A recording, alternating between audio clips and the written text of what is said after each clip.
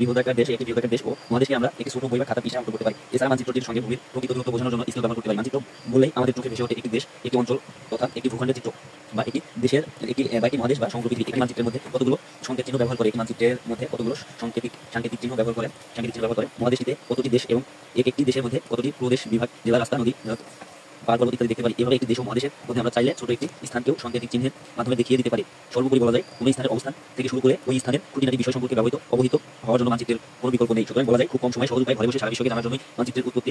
একটি মানচিত্রের মধ্যে কি ধরনের তথ্য থাকতে হবে তা নির্ভর করে স্কেল, অক্ষীয় অভিক্ষেপ, কনভেনশনাল সাইন, মানচিত্র অঙ্কনকারীদের দক্ষতা এবং মানচিত্র অঙ্কনের ধরনের উপর। একটি বৃহৎ স্কেলের মানচিত্রের মধ্যে একটি স্থানকে বেশি তথ্য দিয়ে দেখানো যায়।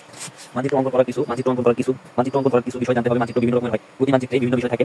এগুলো বিভিন্ন রং রেখা সংকেত দিয়ে বোঝানো হয়। এই রং রেখা ও সংকেত হলো মানচিত্রের ভাষা। মানচিত্র সম্পর্কে বিস্তারিত জানতে এসব ভাষা সম্পর্কে জানা অত্যন্ত জরুরি। আধুনিক সভ্যতায় মানচিত্র অত্যন্ত গুরুত্বপূর্ণ। শিক্ষার্থী, শিক্ষক, ইতিহাসবিদ, প্রকৌশলী, ব্যবসায়ী, সাংবাদিক, সৈনিক ও নাবিকদের নিকট মানচিত্র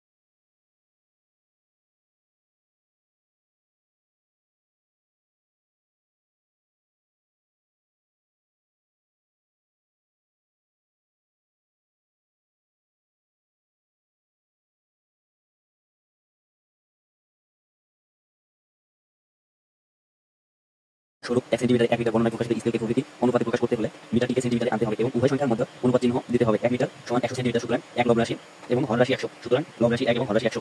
এক্ষেত্রে স্কেলটি 1 অনুপাত 1 অথবা